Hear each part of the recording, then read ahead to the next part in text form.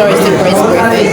So here we address key national issues. Can we have a Piah as the ambassador send us in, please? Can we have a Piah? Please. Now here we are starting.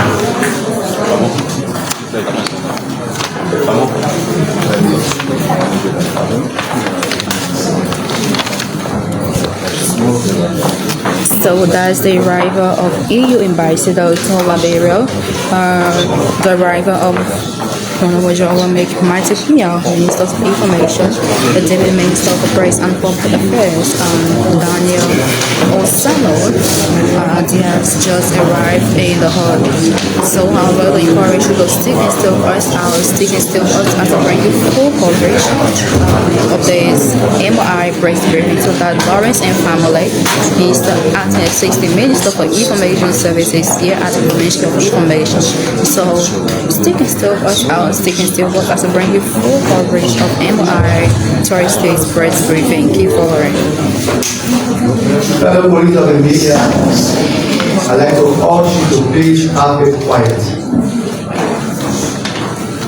Our television viewers, let me invite the Deputy Minister for Press and Public Affairs, Honorable Alessandro, who will help you to the comments after which you will officially invite to the national podium our guests and the Minister of Information, Mr. Sanders.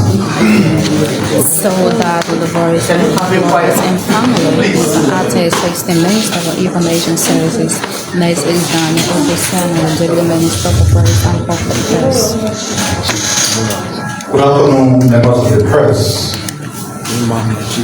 Before I proceed, I'd like to re-emphasize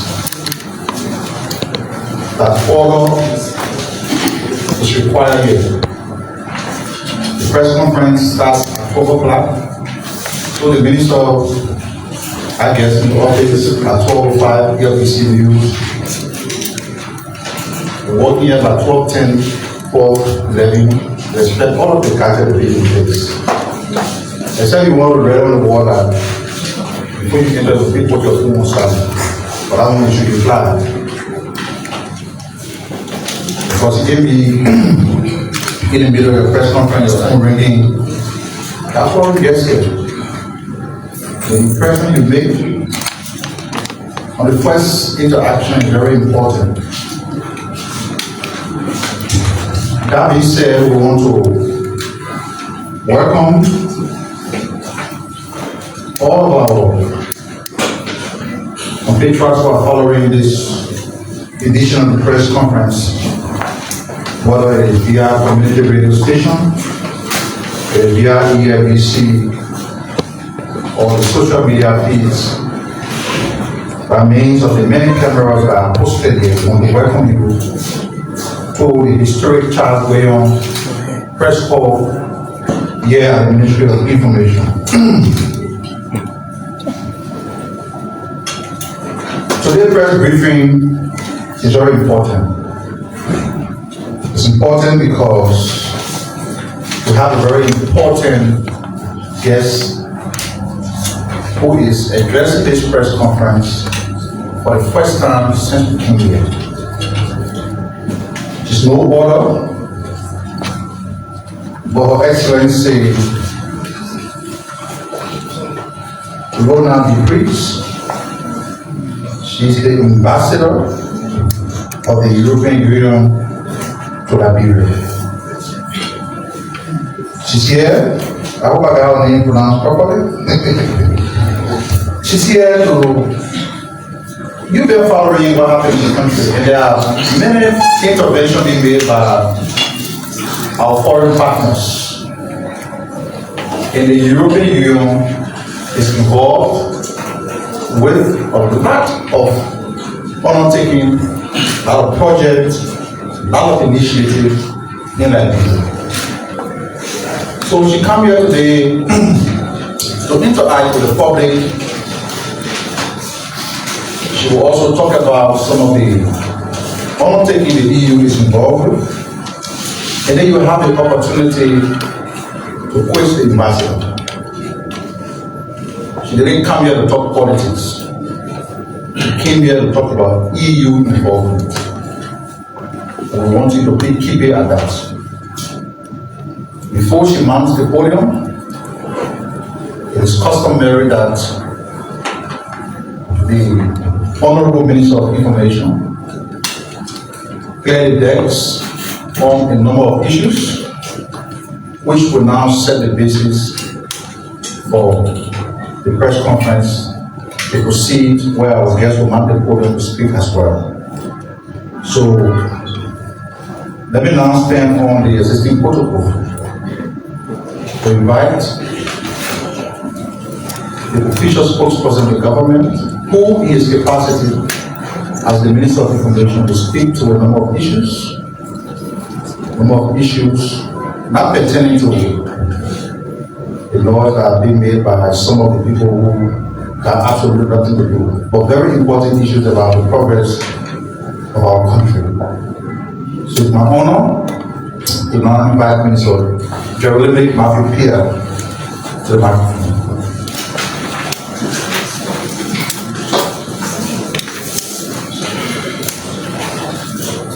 So,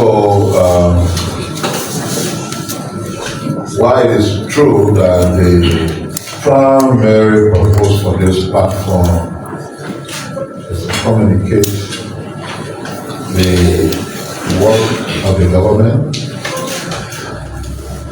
the platform can sometimes be politically charged.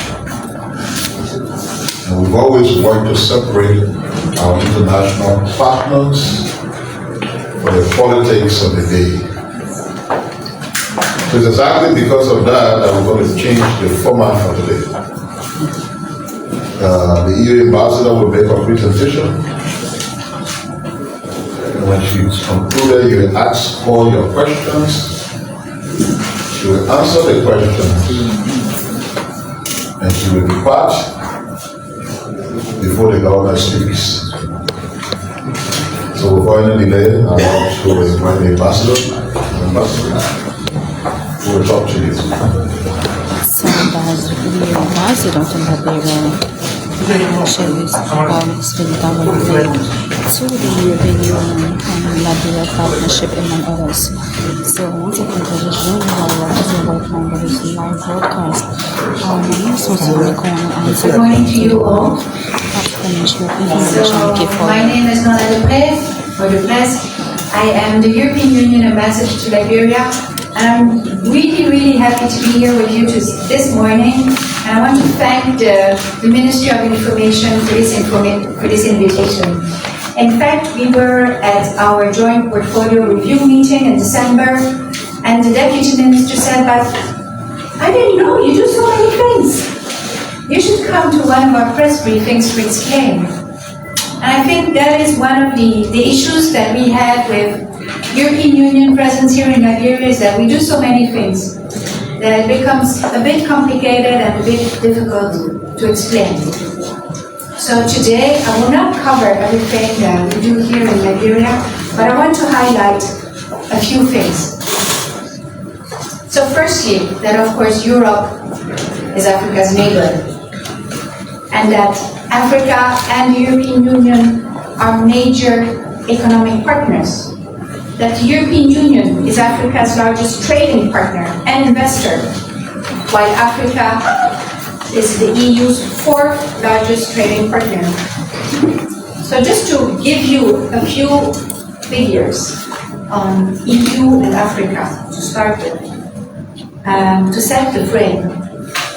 So the EU imports from Africa, they grew by 37% over the last 10 years. Manufacturing imports rose by 75%. And today, most African countries, 44 African countries, benefit from duty-free access to the EU market. And of course, Liberia is one of them. This is what we call a trading scheme, which is called Everything But Arms, which means that all exports from Liberia to the EU, except for arms, but Liberia does not export arms, enter the EU market duty-free and quota-free.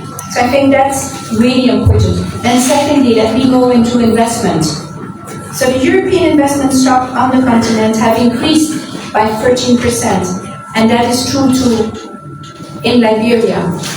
In Africa, Europe's investment stock is 6 times larger than the Chinese, for example. And European companies invest in Africa and in Liberia on the long haul. European companies are compliant, they pay their taxes, they offer decent jobs, and we want to invest. Then specifically on EU and Liberia, you know we are in these times of rising political tension, scramble for resources. But the European Union is a predictable, reliable, long-standing partner to Liberia, and we commit to this partnership. This partnership which is rooted in our shared values on international rules-based order, on multilateralism, on working together. So you know the motto of the European Union, of our 27 member states, is that we are stronger together. And that is also very similar to the work that we do here in Liberia, where we also think that working with Liberia, we are stronger together. Let me also now go into some of the areas that we work in. And I think this press conference today is particularly timely because we are working with the government of Liberia to organize a hopefully successful EU-Liberia Business Forum that will be held in Brussels next month on the 24th and the 25th of February. And I think that is particularly important for us because we want to work together on growth and jobs. And everything we do here in Liberia is centered around growth and jobs and about improving the business environment. So let me start by just highlighting a few of the sectors where we are active. So I think most of you know that we work a lot on TVET, on technical vocational education and training. Similarly, we work with our member states, France, Germany, Sweden, on TVET. We are building TVET schools in each of the 15 counties of Liberia, providing teacher training in their trades, but also providing pedagogical training. So not only renovating the schools, providing state-of-the-art equipment in welding, in automotive, in mechanics, but also in hospitality, but also training the teachers. I think that is really important in order to have a skilled workforce. But not only are we active in TVET, I think that is what most of us know, but we also work on basic education. But there again, we feel that it's more important to work together. So we work through the Global Partnership for Education. I think this is one of the projects that was mentioned by President Boakai in his State of the Nation address, is EXCEL, which is a joint program by the World Bank and by Global Partnership for Education. Global Partnership for Education, the EU and the EU member states are the largest partner in Global Partnership for Education. So that is one sector, to try to get a skilled workforce. But also, of course, we work on infrastructure. We work on roads. We have worked on many roads here all over Liberia before. And we work on energy. We were, of course, part of the first partners into the rebuilding of Mount Coffee. We have done Light Up Monrovia, which has provided electricity distribution to 40,000 households in Monrovia. And now, currently, we are working on electricity distribution, but also generation in the southeast. So distribution in Bukanas, and generation through a little solar plant and hydro plant in Greenville, and a little solar plant in Barclayville, because we think that it's also very important to work on the remote areas. And we're currently discussing with the Minister of Public Works. We hope to be able to announce some good news in the coming weeks on hopefully investing in a portion of the coastal highway. We have also done the electrification of the Piah corridor and the connection of the international airport to the LEC grid, which is really important in order to decrease electricity bill of the airport, and also to green energy, because some of the energy that LEC produces is green, of course, through the hydropower. I think maybe you've seen today that we're also proud to announce that we will provide some equipment to the airport, and then we will also be able to do some minor works, safety and security works at the airport. I think that's very important to improve the investment climate here in Liberia. You know, the EU also, of course, stands for sustainable management of natural resources. We want to be the first carbon neutral continent by 2050. Our consumers don't want to contribute to climate change elsewhere. We have decreased our emission of greenhouse gas. But we have not stopped our economic development. So I think that's a very important message, is that you can decouple greenhouse gas emissions from economic growth. So currently we only contribute to 6% of greenhouse gas emissions, but our economy has grown by 50% over the last 20 years. But we also don't want to contribute to greenhouse gas emissions elsewhere through our imports. So our consumers are becoming more sensitive to make sure that what we consume in Europe does not contribute to climate change elsewhere. And there also, we know that Liberia is one of the most vulnerable countries in the world in terms of climate change. So here we work a lot on preserving biodiversity, conserving forests, while at the same time working, of course, with the local forest communities on alternative livelihoods, so that they don't go into the forest and use the forest resources in a non-sustainable way. We also, of course, work on agriculture. And that is also very important because we're trying to make a systemic change in agriculture here, working, of course, with the government, with the Ministry of Agriculture, with CARI, with LACA, with all of the different institutions, and also, of course, with the partners, with FAO and with IFAD. What we work on is really at the structural level. We're trying to grow seeds of rice that are particularly adapted to the Liberian climate and to the Liberian soil. It's not only about rice, we do the same for fish, for cocoa, for coffee, and for cassava, where we will also work on the entire value chain, trying to attract private sector investment into those value chains. We also work on the soil system. So Liberia is one of the countries in the region where you don't have a soil mapping. So where it's difficult for the farmers to know what to grow on which soils. So we're trying to work on that too. And then, of course, very importantly, we work on food safety. So we work on reinforcing the Food Standards Authority because that is very important for Liberian consumers and for health in general here in Liberia. We work on so many issues, but I want to focus on the business environment and the investment environment.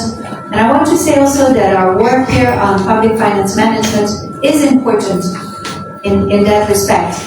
So I think maybe you know that late last year we were very proud to announce that we've been able to disburse our first budget support disbursement into the Treasury of Liberia, because that is the preferred way of working for the EU. We think that it's more efficient to provide funds through the Treasury that is accounted for, that is on budget, working on joint priorities, on policy reforms that the government of Liberia considers priorities. So we work there on reinforcing public finance management, budget preparation, budget transparency, implementation of all the recommendations, working also with the LRA on the rollout of the new VAT. We also work on sustainable management of natural resources in the context of this budget support operation, where we work mostly on trying to promote local rice production. And we work on forestry, on trying to preserve natural protected areas here in Liberia. We also work, of course, on governance. That is just in our DNA. We think that human rights are really important, but that you have to go beyond words, that you have to really actually go into action. So we have supported we're proud to say that we've supported the elections here, and we work with many civil society and with human rights defenders, and of course also on strengthening the media, an essential component of a healthy democracy. And what is the basis of all of our work is gender equality. Because of course, I think you cannot have sustainable development if you only work with 50% of your population. You need the brains of your 100% of population to try to get the most out of the young people, out of the creative minds, to sustain your economic growth. So we continue to work on the second phase of Spotlight, which is really there to support the fight against sexual and gender-based violence, but also working on women, economic empowerment, and political participation of women. I think all of this contributes to try to make of the Liberia EU Business Forum that will happen in Brussels next month on the 24th and the 25th, a successful event. So where we can try to attract further European investment into Liberia, creating jobs and growth in Liberia. I'm open to questions.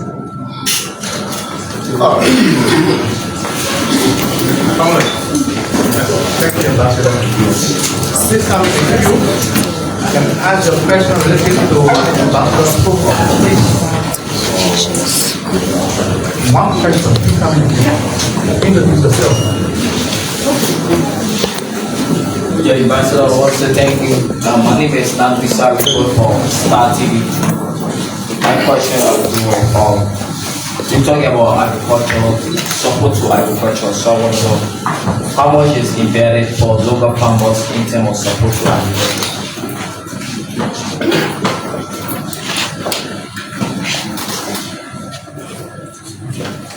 Well, okay, my name is Arthur P. Hussein. I report for the MOI. Another ambassador, I want to know, you talked about the installations of a solar system, and you mentioned about Barclayville. So my question here, from the installation of those solar plates that will be installed in Barclayville, how many cities or towns are to benefit from the electricity? Thank you. That's a question. I'm Jackson Halisifa and I report for Set TV. Ambassador, my questions has to do with democracy and good governance. The EU has been a strong partner in strengthening our democratic institutions. Since the 2023 election up to date, what have been your observation on the present regime's governance structure in terms of democracy and good governance? Thank you. Thank you so much for Thank you so much, Madam Ambassador Deprez. So thank you. What are some of the biggest challenges the EU faces in working with the UN government and the civil society organizations? And how does the EU plan to address these challenges? Good afternoon, Madam Deprez. My name is Christopher Bassman, and I report for Inside Liberia. Thank you for the splendid progress being made through the European Union along with the government of Liberia. But my concern has been drawn to the 5 multilaterals in Liberia. There are 5 multilaterals in Liberia.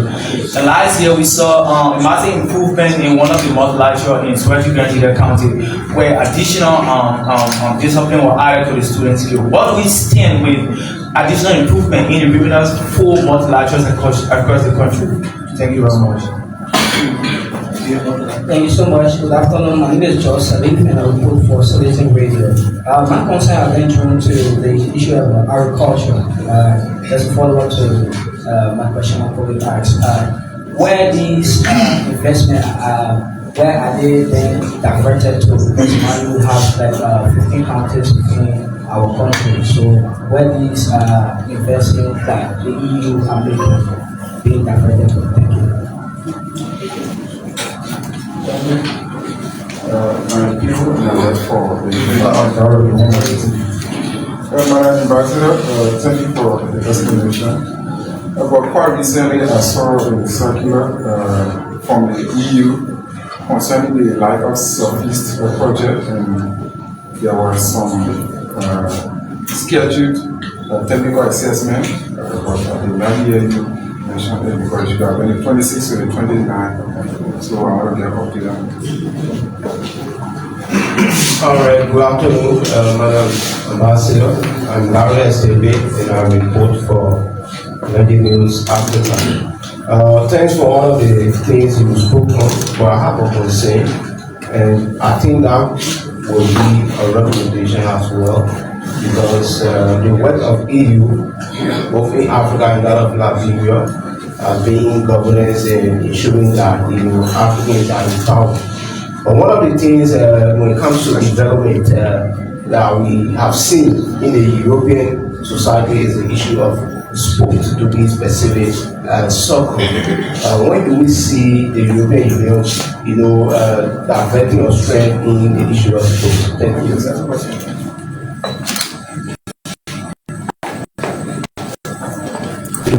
Good to all. Thank you. Sorry. Thank you, Madam Ambassador, for your presentation this afternoon. I'm concerned to know about some specific projects that the European Union intend to embark on in 2026 for Liberia. Thank you. Thank you, good afternoon. Thanks to the ambassador for the presentation. My name is Desmond Nguyen, and I report for Democracy Watch newspaper. Ambassador, permit me to take you a little bit back. We have been Liberia as a premier partners to our growth and development over the past decade. And specifically, EU has some missions in terms of reducing poverty, improving development. I'm concerned to ask this question since a decade ago, with EU support to Liberia, poverty and unemployment still persist in the country. What specific measures, or to what extent can the EU consider what has been all significant failure in terms of achieving these goals, and what particular lessons did the EU have learned in terms of executing this mission? That's the question. Ambassador, my name is Joseph Sally, and I report for Latin Committee. Let me just thank you so much for your presentation. For me, I want to know where, because you wouldn't mention TVET programs, so what the European Union is involving to maybe better opportunity in scholarship, like go to masters and bachelor degree level. And so I'm Mr. Conditional Nigeria, and I report for Salvador Liberia. Liberia has a youthful population facing high unemployment. What is the EU doing to Liberia, the youth for employment? The last question, straight to the point. One thing is the people for the radio facilities. The last one I saw from is Spotlight 2.0. So what? The Spotlight 2.0. More to elaborate? Yeah. Okay. So, there's more questions. Well, thank you very much for all of these questions. I'll try to respond as best as possible, but I'm really thankful for your interest. So let me first start with just a general clarification. So the EU in Liberia, just like with any of our partners in the world, we don't work on our own. So we work in support of the government's priorities, or in support of our joint priorities. So the EU supports the government in their aim to reduce poverty. So it's not the EU on our own that are going to try to do something here. We always work with the government. And then, of course, in our civil society programs, that we work with civil society, or in our youth program, we work with youth or with women. But we're here really in support of the government's program. So let me just start by agriculture. So that is what we are moving away from individual support to individual local farmers into what we hope to be much more impactful in trying to work on the systemic level. So if a farmer has access to rice seeds that are particularly adapted to the Liberian climate and the Liberian soil, this will be in the interest of all the farmers. So at CARI, we are currently working with goldfish, with Africa rice, to try to grow those best adapted rice seeds. Then some bigger rice producers will multiply the breeder seeds, and then there will be seeds available for the local farmers. So in that way, we hope to improve the livelihoods of all the farmers. And the same goes for the soil mapping, because the soil mapping will be everywhere in Liberia, will cover all the counties. So our support is not directed to specific counties, but we hope to cover entire Liberia. On electrification of Barclayville, so I forgot to take the numbers with me, but so we are building a solar plant of, I think it was 1.5 megawatts, that will suffice to cover the households that are currently in Barclayville. I think the households are in the number of TC, maybe 2,000 or. So we will cover Barclayville, but we will not cover the surrounding villages. This is a grant of 42 million euros, so about $45 million. So it's a big infrastructure work, and cities and villages have grown since we have done the feasibility studies. So like in Buchanan has grown, Greenville has grown, Barclayville has grown, but the 42 million remains 42 million. And at the same time, prices have gone up to do the construction works. Working in Liberia is very expensive because of logistics, because of energy prices, because of transporting the material, etc. So our money will only bring us that far. And I don't want to decrease our money, but I think 42 million is already quite a bit.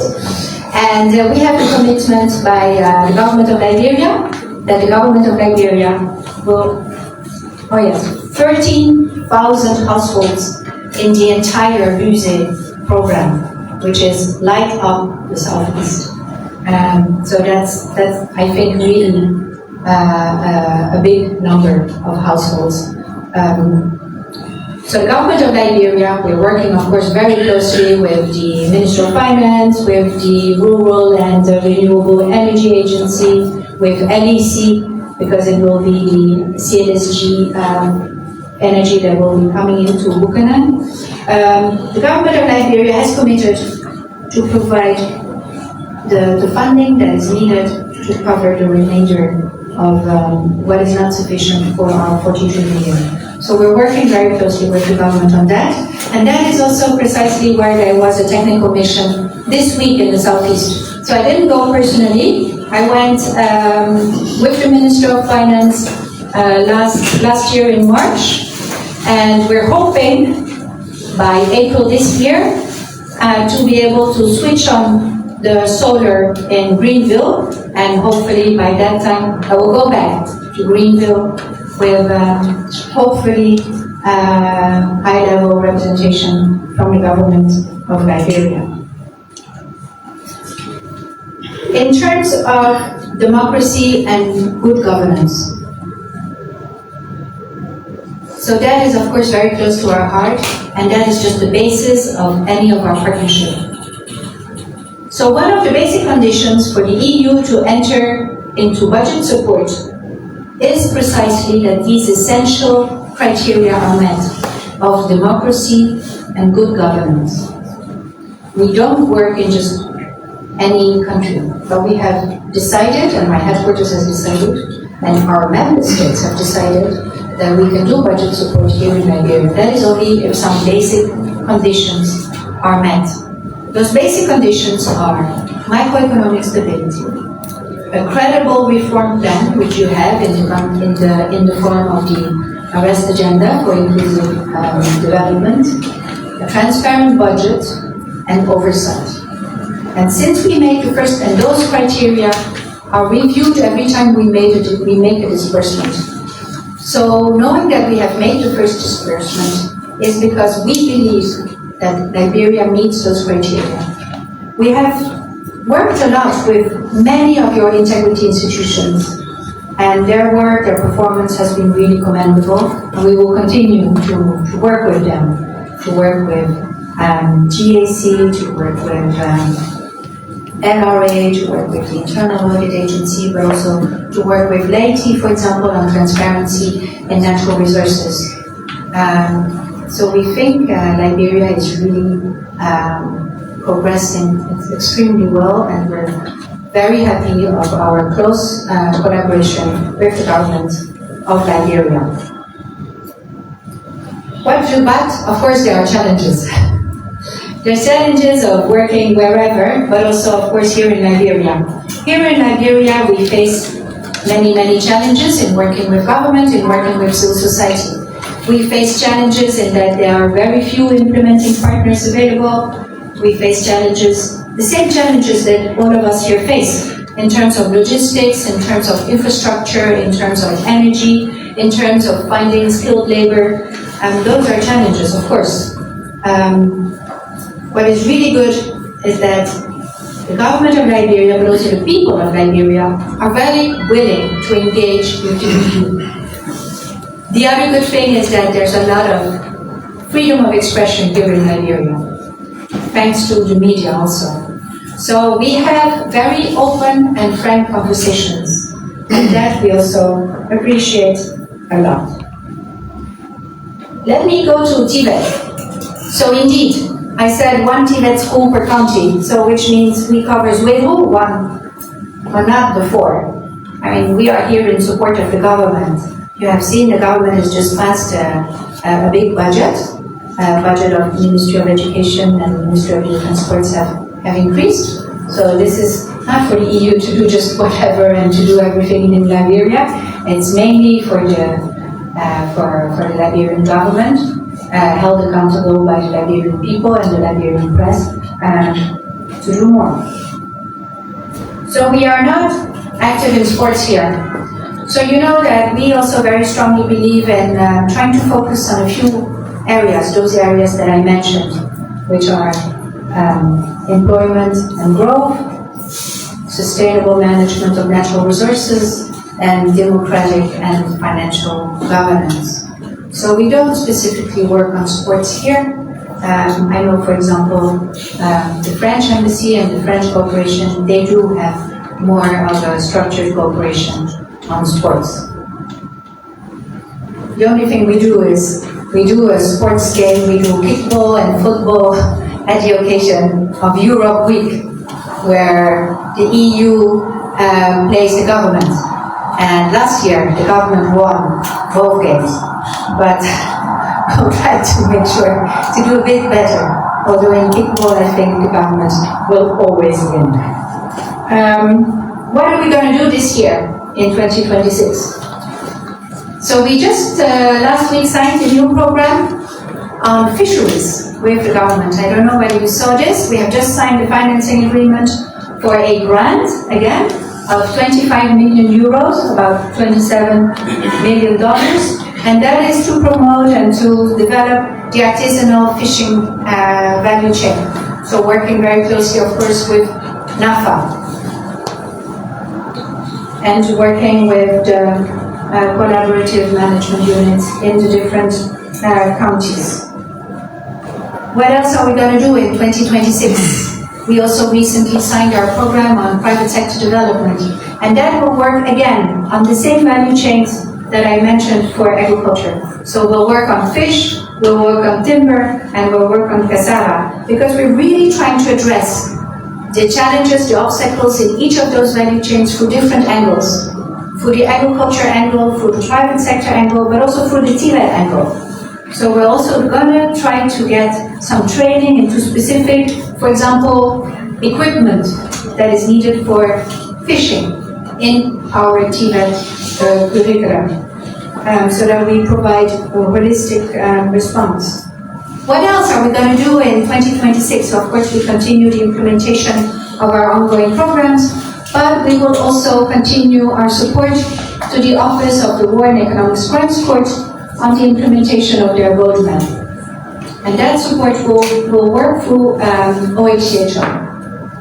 And today I have another colleague who's there with, at the Office of the War and Economic Crimes Court, also providing some support to them for their outreach campaign. Poverty reduction. So poverty reduction is the main aim, of course, of all of our cooperation in all of our treaties. But of course, we're absolutely not there on our own. We work with other development partners, with the multilaterals, with the bilaterals, and with the government of Liberia. I think you've also seen that we are in a changing world, where I think one of the lessons learned of aid is that aid is not sufficient, but that you also require investment by the private sector. So we also have loans, for example, by the European Investment Bank, and that is one of the reasons why we think it's important also to organize this Liberia-EU Business Forum next month in Brussels. Aid on its own is absolutely not sufficient. And aid, by the way, is just a very small part of the budget of the government. Of course, this doesn't mean that we can just squander aid. We should try to do the most possible with the aid that we have, but it's really not sufficient. So this is an endeavor that all of us have to work on together with the young people, with private sector, with civil society, with government. And then let me go to scholarships. And thank you for that question, because I didn't mention it. So we have, I think, the most beautiful example of what the EU does with its partners globally is the Erasmus scholarship scheme. So Erasmus is open for students, for universities, for teachers, for entrepreneurs. And this is just a great scheme because it's entirely for free, including the visa application. You get a full scholarship.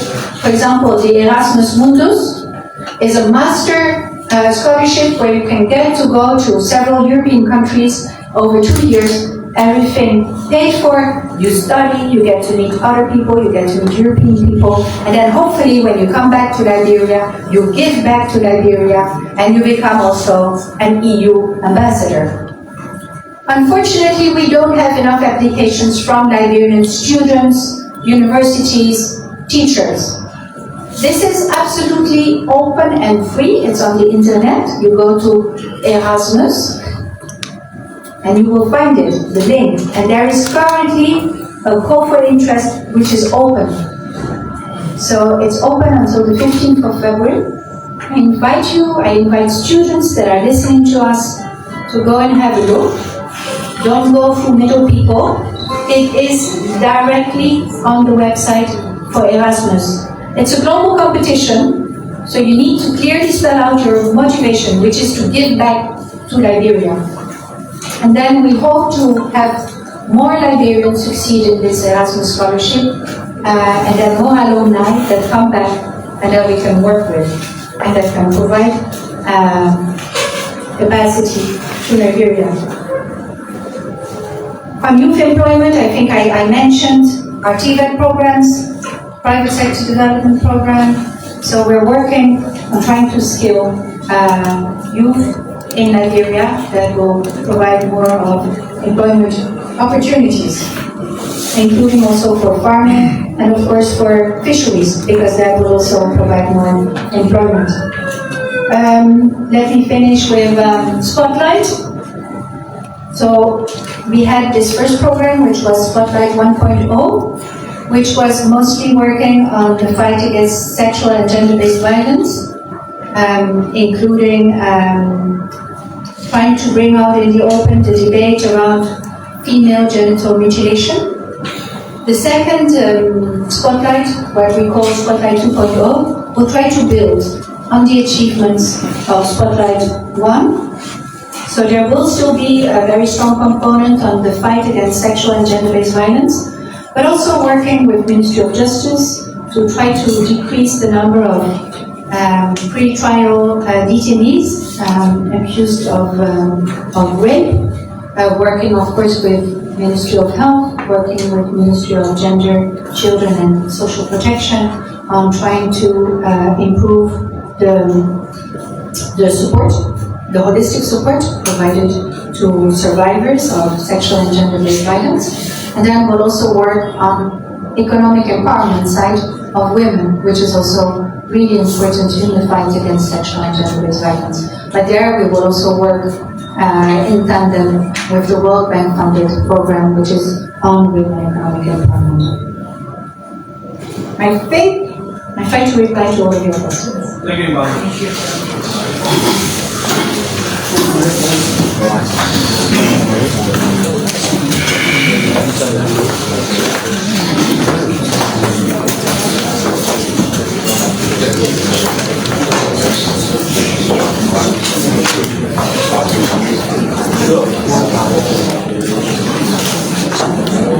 So we want to thank the ambassador who gave you a lot of news, and if you're focused on finding news, you're going down. We're looking at the papers, we're listening to the radio to see what you're supposed to do as journalists by collecting enough news. I'm particularly happy in the midst of everything the ambassador said that you're going to support our effort towards the building of the coastal highway. That's good news because it's something that has been around for this long. And once we have our partners making interventions, helping us to do so, it's good news. Those are the things we got more interesting beyond the regular politics that we always be involved with. And that's why we're going to let the ambassador go. Then we make a remarks we're supposed to make for the rest of the personal family. Thank you, Madam Ambassador. So we get to a photograph before you leave.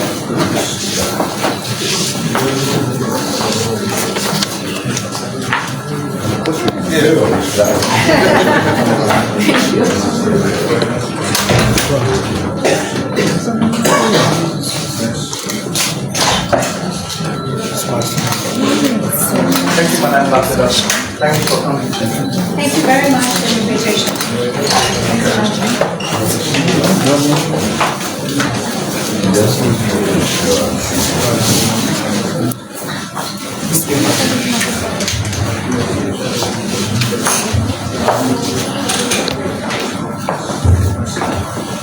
So while we await the minister to return,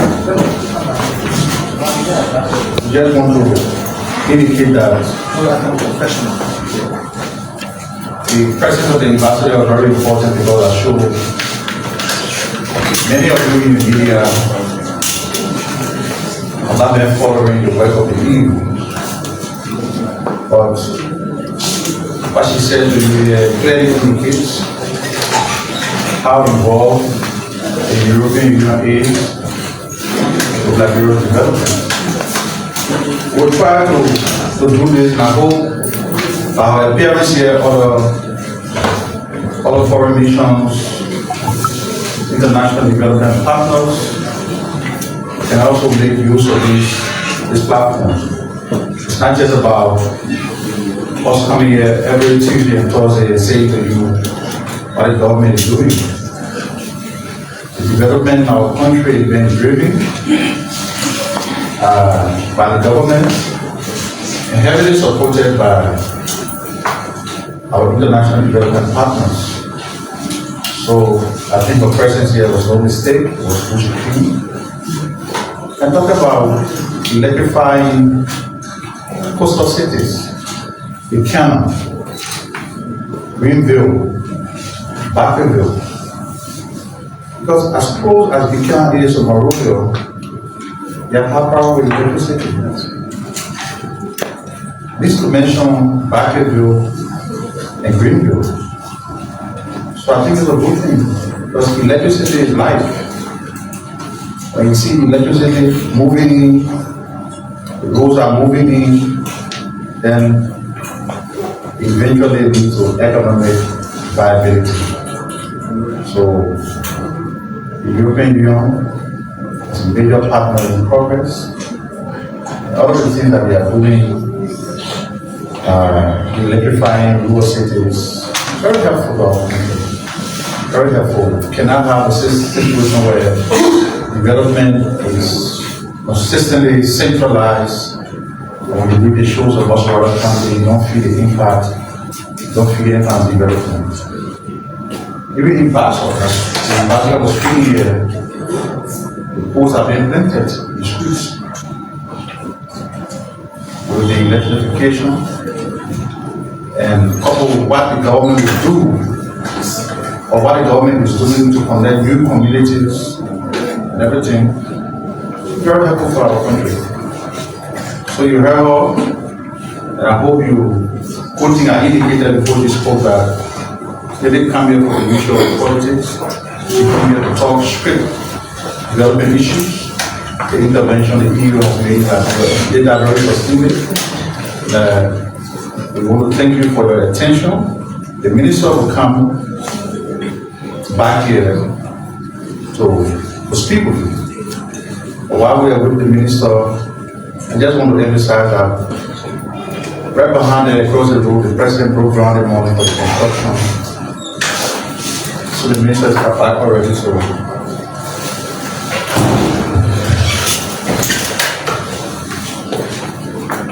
So actually, Minister Sando is going to do the talking on our end of today's press conference, but I just wanted to say something short before he does that.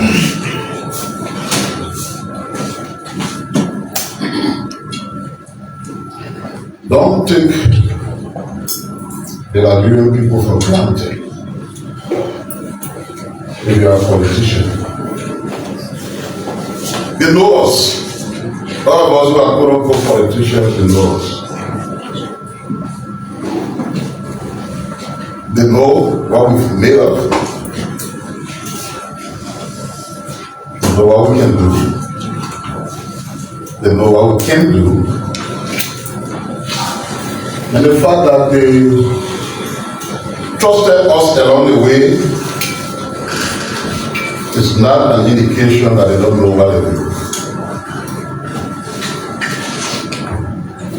You listen to some of the reactions you heard to the annual message, then you ask yourself some very hard questions. Are these the people who say they are leaders? Are these the people who want to govern this country? You ask a lot of questions. Some will even come on social media and just writing that the people they're dealing with don't know what it is. Before mentioning name, came across something that one of them wrote on social media. That person is not of God. They know how long they will live. They know that by 2029 they will still be there. They say on October 8, 2029, Liberians will officially establish and legislate the Ministry of Bread and Butter. Don't worry, my friends, Liberians are royal cry. And interestingly, this individual is the one who made Liberians cry the most during the last 6 years. When he wrote this thing on social media, just passed across few of the comments, and then Liberians will let to remind that we know who you are. More than said, I'll just say, do you think Liberians will get this very serious government from power can bring in lower balls and serious people in power. You must be joking.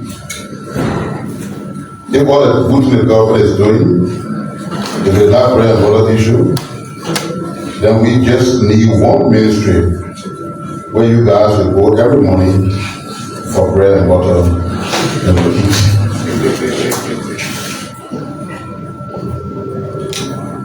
And somebody said, well, what about the ministry of criminals and sanctioned officials? The Liberians of the post of men for Liberians, and Liberians are reacting. Another person said, never again to bring sanctioned FC back in power. Another person put it plainly, are you joining Charlie there too? And another person said, only if you'll be free at that time. Another person said, you were just there 6 years. And all you did was to steal from the people. Anyway, I don't blame you. I blame our government that refused to persecute somebody there.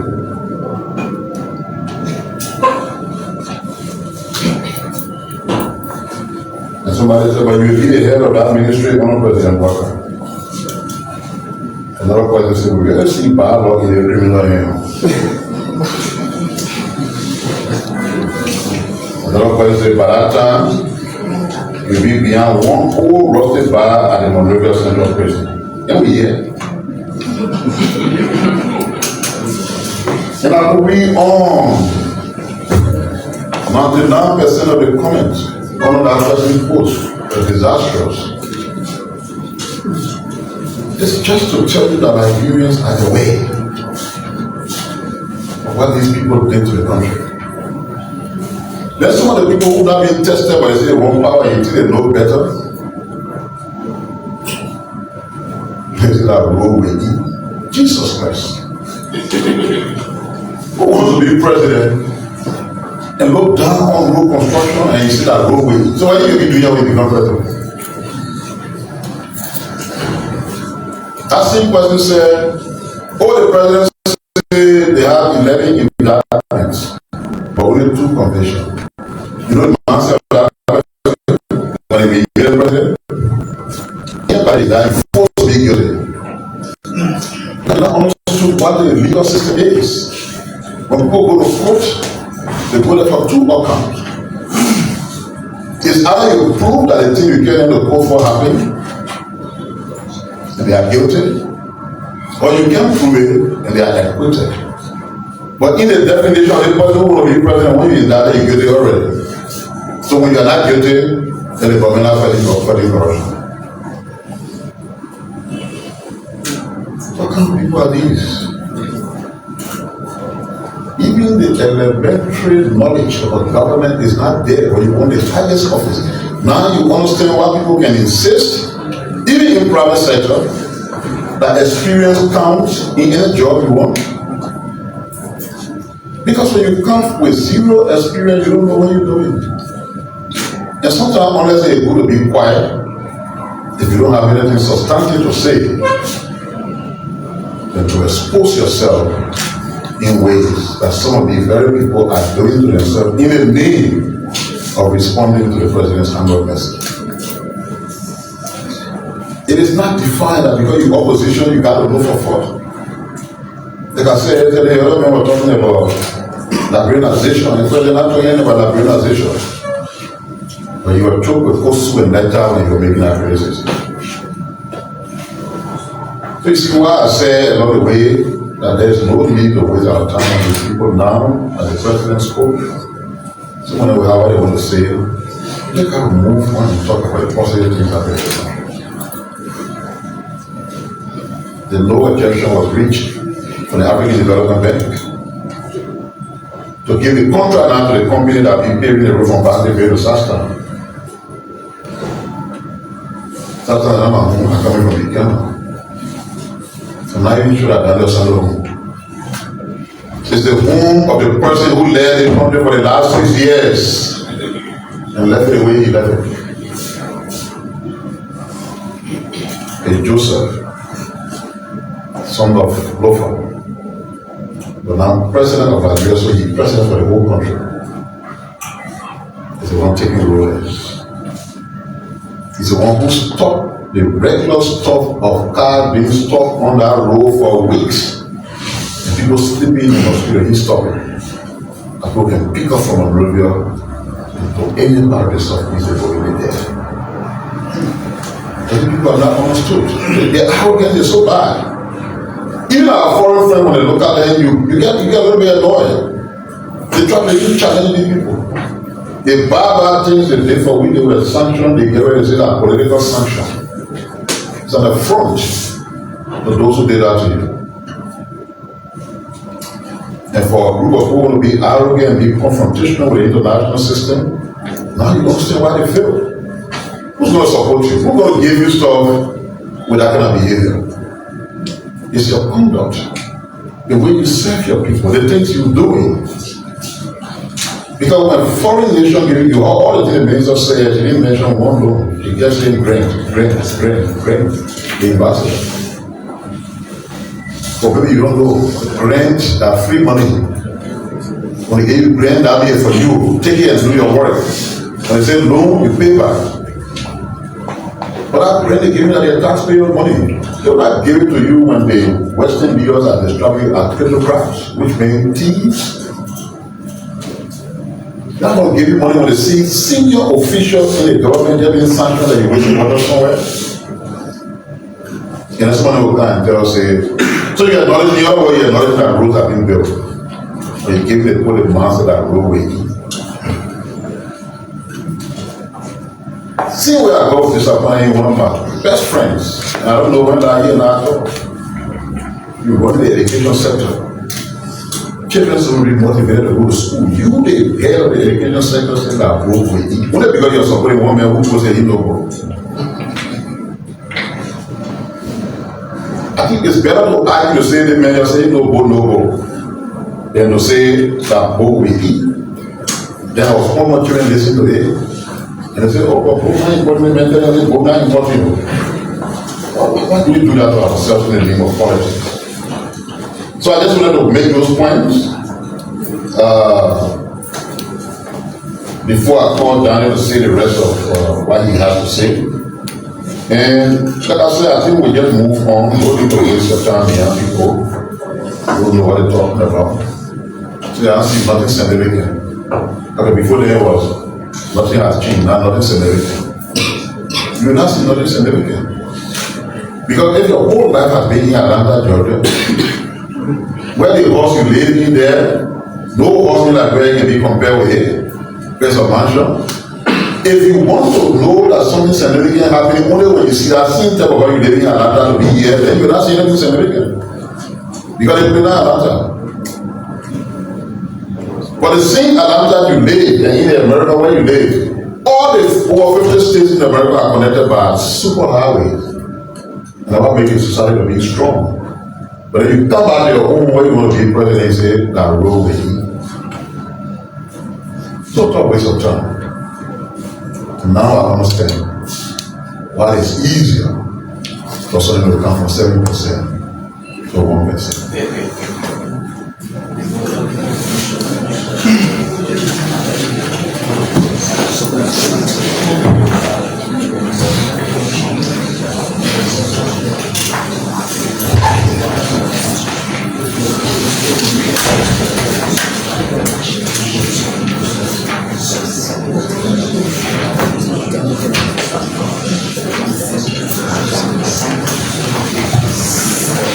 Thank you very much, Mr. Minister. So I'll just run through a few developments here and then we'll entertain questions from the press. The Ministry of Public Works announces that it has received a no objection from the Airport Development Bank for investment in development following the submission of the comprehensive bid evaluation report. The no objection covers approval to hire contractor for the asphalt pavement of a 50-kilometer road connecting Badger Road to Crowley and Saxon in Grenville County.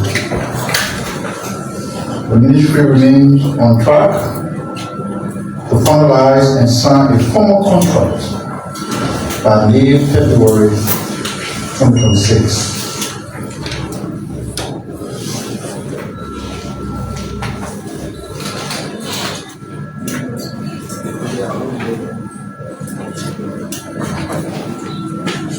The President mentioned in his annual address about economic growth, a 5.1%, and I see other people arguing it, but the IMF has officially confirmed that the country's economy expanded by 5.1% in 2025. Subsequent to the successful completion of discussion on the peer review of the country's extended credit facility agreement. The EFC agreement received approval in the IMF Executive Board on September 25th, 2025, provides total access of special withdrawal rights, 155 million, approximately 210 million over a period of 40 months. According to the IMF, macroeconomic stability in Liberia continues to strengthen, supported by robust economic activity, sharply declining inflation, and a stable exchange rate.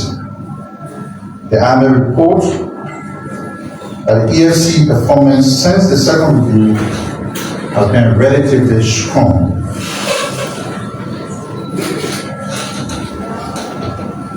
He noted the following statement: Liberia's economic and financial reforms continue to progress, supported by a favorable macroeconomic outcome. Real GDP growth is estimated at 5.1% in 2025, up from 4.0% in 2024, driven by strong mining activity and moderate expansion in agriculture and services sector. Inflation declined significantly, averaging 4.4% in the fourth quarter of 2025 compared to 12.5% in the first quarter. The IMF mission all commented fiscal performance has strengthened, with primary fiscal surplus exceeding grants, improving from 1.3% of GDP in 2024 to 1.4% in 2025, exceeding the program target of 1.1% GDP. The IMF emphasizes that steadfast reforms implementation will remain essential to consolidating macroeconomic stability, reducing debt vulnerabilities, and strengthening the banking sector.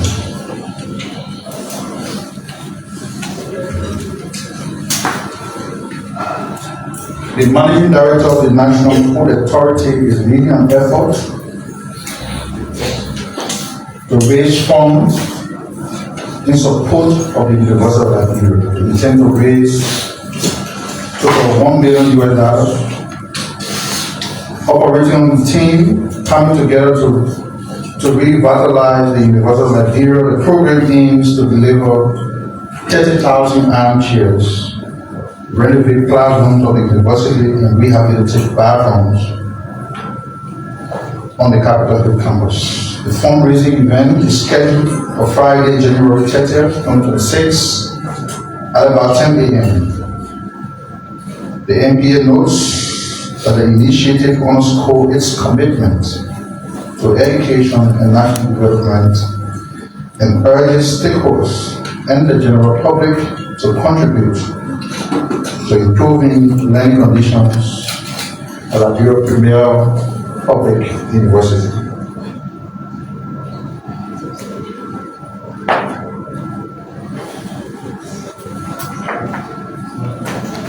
The The Dean of the President's Cabinet continued to make international engagement on behalf of the country.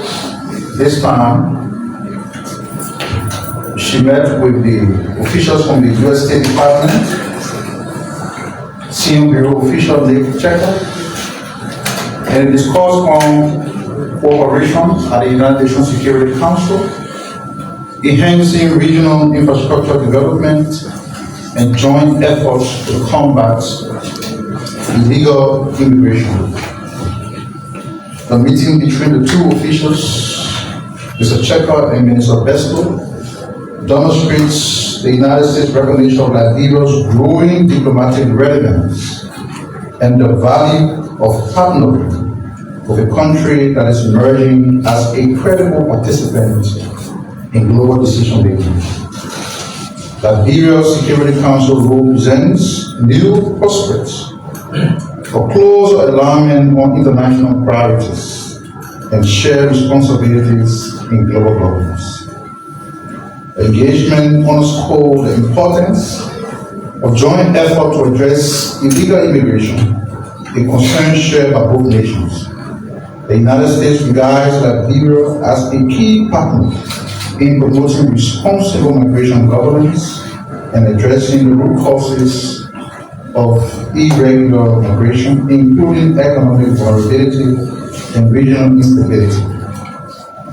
Since assuming its seats on the Security Council, Liberia has attracted renewed international attention, with partners such as the United States viewing the country as a dependable ally capable of contributing constructively to discussions on global peace and security. The meeting between the two officials signals confidence in Liberia's diplomatic leadership and its ability to meaningfully contribute on issues of global significance. The other day, the name asking what is the government doing to monetize the pages of content creators in the country. And we responded by saying that the LTA was working out of modality with Facebook. So we got some updates from them. The head of the LTA was in Nigeria. He moved here toward empowering digital content creators in Liberia to have their pages monetized. So he met with the mental team in Nigeria, the LTA chairman, Mr. Clarence Massacre. He met with mental representatives to begin the national effort of monetization opportunities for Liberian content creators. The discussion described by the LTA as positive, focused on technical and policy requirements necessary for Liberia to join Mentor's monetization program. The initial step taken by the LTA signals growing optimism that Liberian content creators will soon be able to monetize their work and participate more fully in the global digital economy. Just as I was mentioning before, the Minister working earlier this morning, His Excellency President Joseph Boakai broke ground for the construction of the new Justice Complex on Capitol Hill. When you stand in the fence of the Ministry of Information, what you see before you there is a land on which the new Justice Complex will be constructed. The complex, when completed, will provide a modern, centralized facility to enhance efficiency, accessibility, and the administration of justice in Liberia. Security institutions expected to be accommodated at the facility when completed will include the Liberia Drug Enforcement Agency, LDA, the Liberia National Fire Service, LNFS, the Liberia Immigration Service, and the Ministry of Justice Central Headquarters. The President will join by an array of government officials, including the Minister of Justice, and Attorney General, Councillor N. Oxford Tuer, Inspector General of Police, Gregory Okomo, the Minister of State for Presidential Affairs, and the boss of the Liberia Immigration Service. Just as we heard the EU ambassador say that the life of the Southeast project is in full gear, MBH Power Limited continued the installation of light poles across the port city of Buchanan. The distribution network will connect over 12,000 customers, and the move is expected to significantly improve electricity for household businesses and public institutions in Buchanan City. The project is part of the Light Up the Southeast program for the €2 million, 100% European Union grant aimed at expanding reliable, sustainable, and affordable electricity to Buchanan, Greenville, and Bakersfield cities. And lastly, before we entertain questions,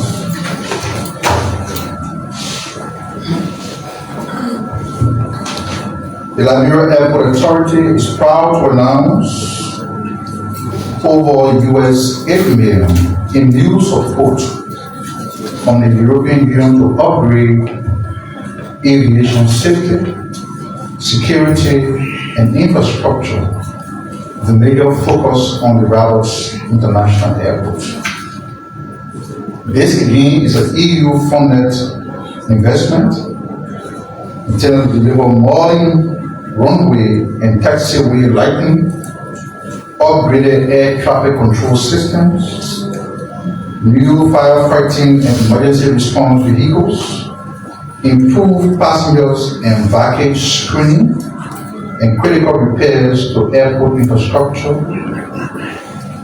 at the RRA. These upgrades will bring Liberia's only international airport closer to safe, reliable, and world-class facility that the country truly deserves. Again, Foreign Minister Sarah Besco-Yanti, who helped secure this funding, noted that Liberia's airports are key to how the world sees the country, and this investment helps project the Liberia that all of us want. This partnership strengthens safety, boosts connectivity, and support economic growth, tourism, and national development. We'll start there, and we'll take some questions. Diana?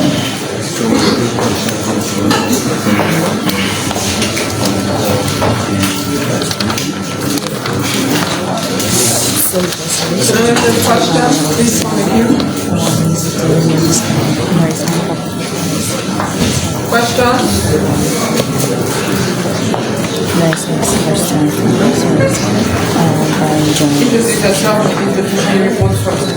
So thank you. I'm Iwaris, Unicorn report for the free concern is here.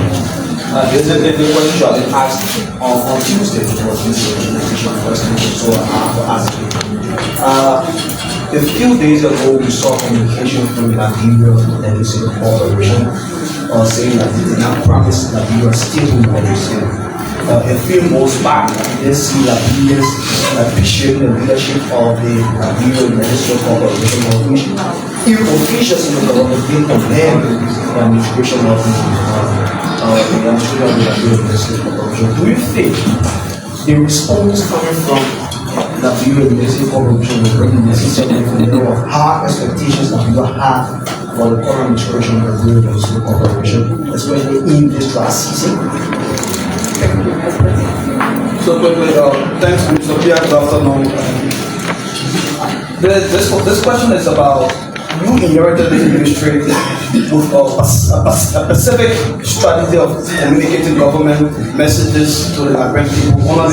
Honor the Bible, one government, one communication, one platform, and one message, and one goal. It is about 2 years now, and we continue to see sectorial heads speaking to the public from several media institutions at a point in time, conflicting statements wherein the government, you as the government spokesperson will comment on issues, and then you get somebody speaking differently from that angle, and then the public try to see that the government communication is not well managed.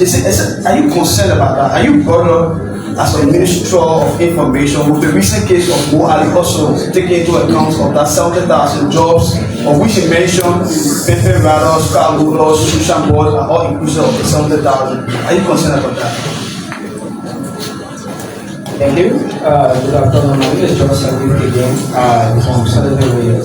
I'm concerned about the Justice Forum. It's a good thing that the governor of Liberia, headed by the president, will launch this kind of thing. But one of the things, the issue about maintenance, these facilities, whenever you about to build this kind of facility, it's very important that as government, we maintain these facilities right. So what is the measures that the government is taking about to put into place when it comes to the maintenance aspect?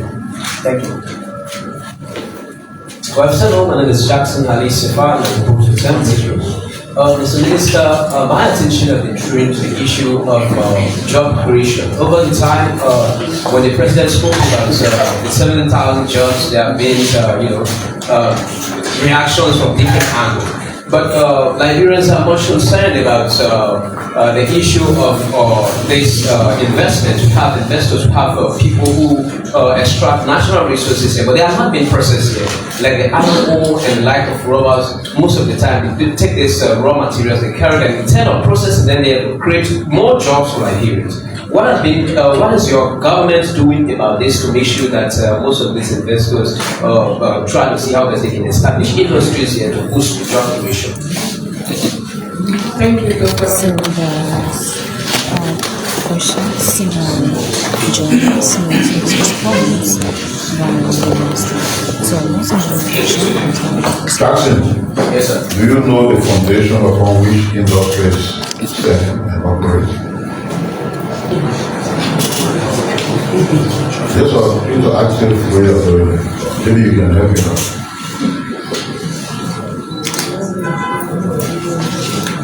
You don't have no idea? Ask your question.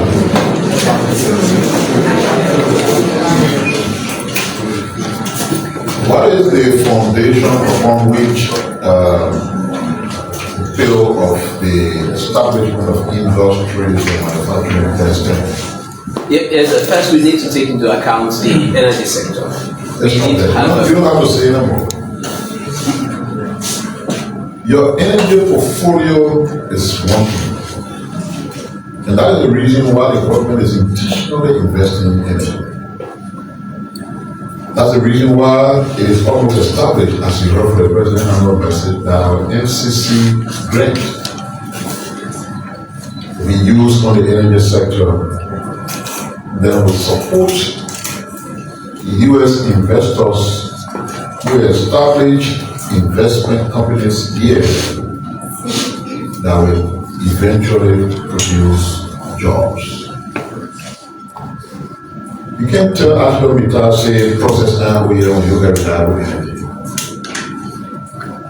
You can't tell Firestone everything you're doing process here when you don't have reliable energy. So be the government that recognizes that. That's the reason why we are investing in energy. If you've invested in energy, you have the energy portfolio that is required for industrialization, then you cannot demand people to say, Firestone, you've been here, establish one manufacturing plant here to make all the tires and everything here. You can say that to them when your part of the bargain, which is the provision of reliable energy, that's not it. So we're very deliberate and intentional about putting our focus on the expansion of our energy sector. That is the end goal. To make sure we can reach a point where some of these things are done here, rather than just taking the raw materials out. I hope that answers your question. Thank you, sir. Journalists are people who the society depend on, and you gotta be careful how you don't mislead people. Even when the people to LEC drinking you, they will not read anything that they will even promise that we are reliable energy. So the press release, they don't have it, I just read it. So in this world of misinformation, you want to quote something, make sure it's coming from the right place, not just on social media. When you can pick things on social media, I'll give you one example. I should not say it because I haven't been behind the scene, but I will say it right here. Just a day I was getting ready for the press conference. And my acting assistant minister for information services brought me on talking point. And I just figured the talking point I read it and it didn't make no sense to me. I called the sector minister. The minister said that's not from us. But I really was saying aid from the sector minister. So if our son performed, we just looking for talking point and just grab something before cross checking, I would have read something that does not represent the government and didn't represent that sector. So wherever you took your press relief fund that say we implement a reliable job, it's not true. We got to stop those things. Don't intentionally get involved with misinformation.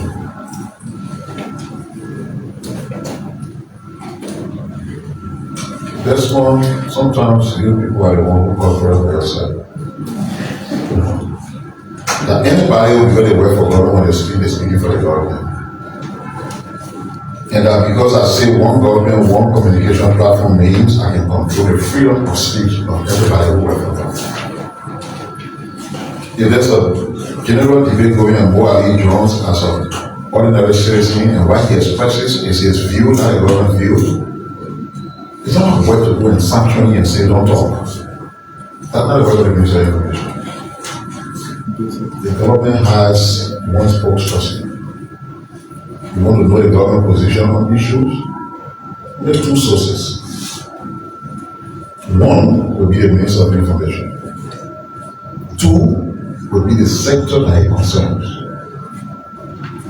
Why do I say so? I can say all the things about the government as a spokesman. Doesn't mean that the Minister of Public Works, who knows what is happening in the public works sector, because I have spoken on something as the Minister of Information, he cannot expand or say he has the fact, he can speak to it.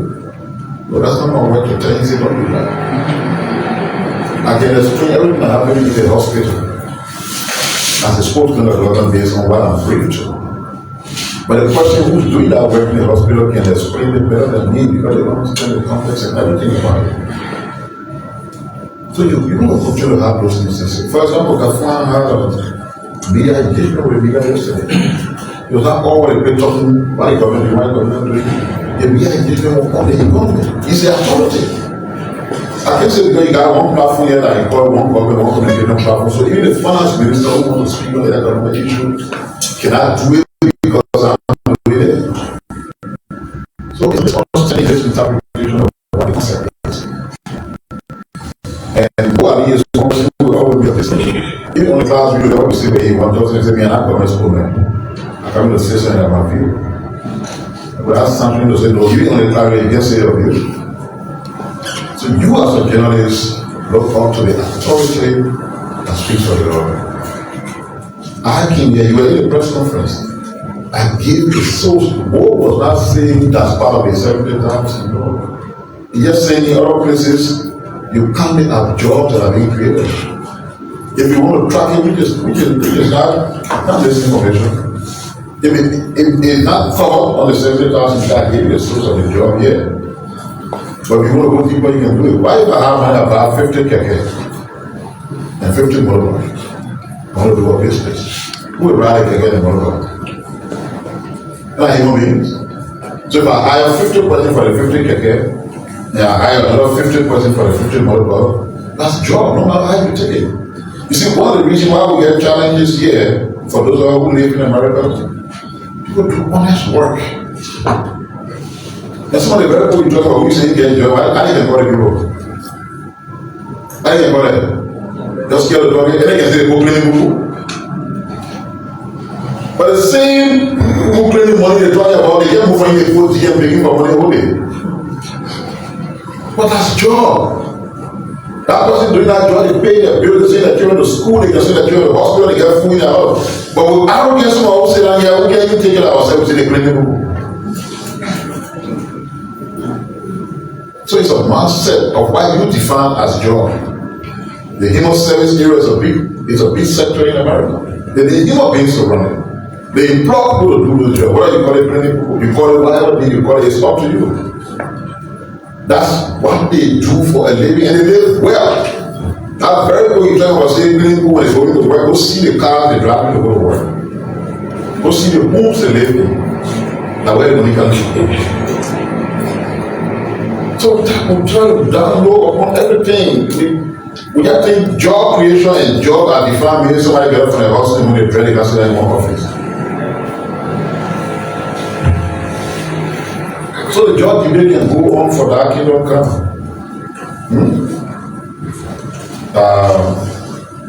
But tangible things are happening here. And I just said from the MCC grand conversations we are saying we spent to expand the energy grid and to create industry that create jobs. All of these things are processes. Even the road thing we're talking about. The statement that I corrected. Liberia's total road portfolio from 1847 to now, existing roads that need pavement, only on 12% of it paved. In how many years? 176 years. The case that was made by the public work ministry, which I said was a mistake that we have corrected, is in taking bold actions to ensure that under this government, that portfolio leaves from under 12% to 20%. Face square.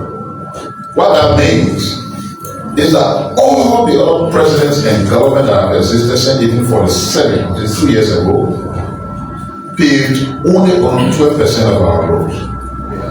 But we take this administration only 6 years to pave around 9%. Assuming every government that came over paid 9%. You know our roads have been paved. So in a way you take it with all the debate and politics they want to play, at the end of the day, a single administration in 6 years will have paved nearly 9% of the country road portfolio. While the rest of them combined in 176 years paved just on 12%. That's huge progress. You can take it away from that data figure and put it to practicality. What will make it a bit more meaningful is that 9% of road pavement will do. That will take the road portfolio to up to that 20% will link all the county capitals with paved road.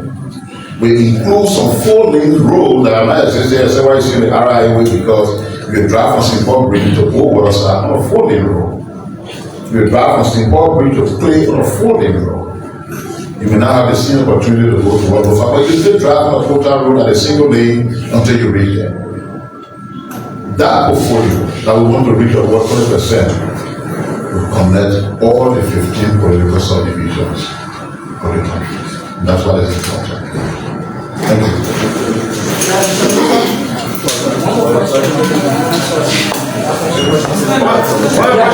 So, you ask your new question or a question I was asking? The question I was asking. What was it? The Justice Forum, the Justice Conference that you talk about, what kind of mechanisms the government put into place? That's the question. Mechanism to maintain the facility, the maintenance of the facility. Probably the maintenance of the facility cannot be individually what we're doing here, what you see happening with the presidential information that you already know is part of maintenance. You know how was before? You know how So government should be focused on maintaining public building. The ministerial company that we are seeing with the ministries. You know how we're looking? You know that way? Alright. So this government has interest in maintaining public buildings or public infrastructure. And we continue to approach, that whole maintenance concept. Generally, like yesterday, what is the program? This is a program for any happy work. I don't want to be here when we get first before you know what it's going to